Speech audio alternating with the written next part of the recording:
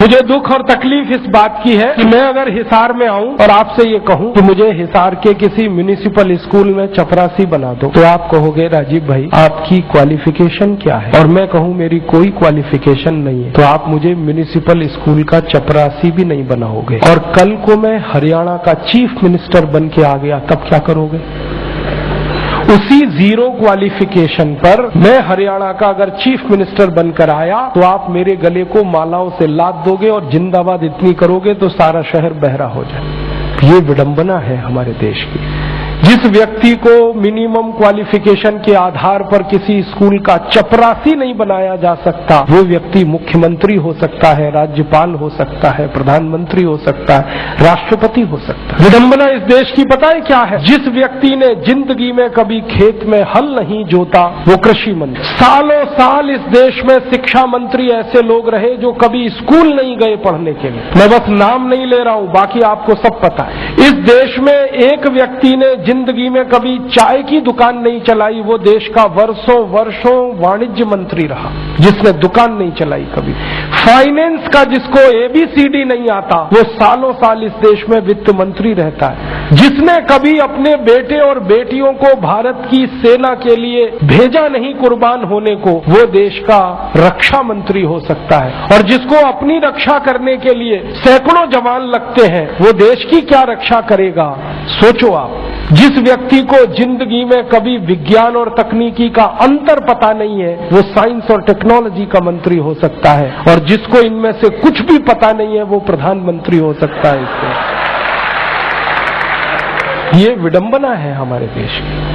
अज्ञानी व्यक्ति ज्ञानियों पर शासन कर सकता है, और हमारे शास्त्रों में कहा गया है, वेदों में कहा गया है कि अज्ञानी व्यक्ति जब ज्ञानियों पर शासन करे तो समझ लेना देश और समाज का बंटाधार ही होना है। हमारे देश में यही हो रहा है। हर अज्ञानी ऐरा गहरा नत्थू खैरा जो किसी नेता की चप्पलें उठाता था, जो किसी के जूतों में पॉलिश करता था, जिसने कभी किसी नेता के घर में रोटियां बना के खिलाई, वो राष्ट्रपति पद तक लोग पहुंचे हैं।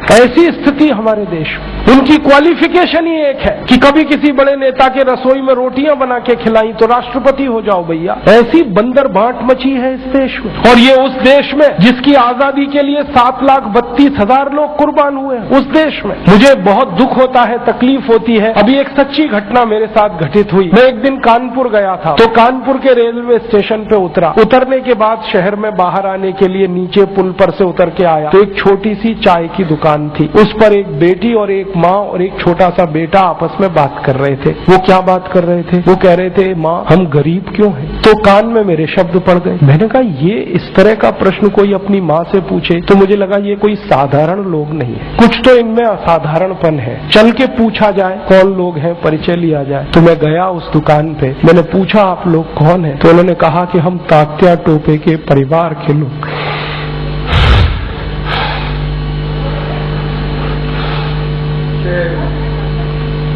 हमारे देश में तात्या टोपे के परिवार के लोगों को चाय बेचनी पड़ी और गद्दारों को सिंहासन मिले। ऐसा ये देश हो गया। जिन लोगों ने तात्या टोपे को मरवाया था वो इस देश में मुख्यमंत्री रह चुके हैं, आपको मालूम है। और एक एक राज्य के नहीं, 2-2 राज्य के मुख्यमंत्री रह चुके हैं। तात्या टोपे का गुप्त पता जिन गद्दारों ने अंग्रेजों को बताया था, उस खानदान के कई लोग इस देश में मंत्री रह चुके हैं। झांसी की रानी लक्ष्मीबाई को जिन्होंने मरवाया था वो इस देश में मंत्री रह चुके हैं। और तात्या टोपे जिन्होंने जवानी लगा दी देश के लिए, उनके परिवार के लोग चाय बेच रहे हैं। ये देश है और ये अब बर्दाश्त नहीं होता, और ये बर्दाश्त होना भी नहीं चाहिए किसी को। सारे देशभक्त हमारे वीडियो को लाइक, शेयर और हमारे चैनल को सब्सक्राइब करें। जय हिंद।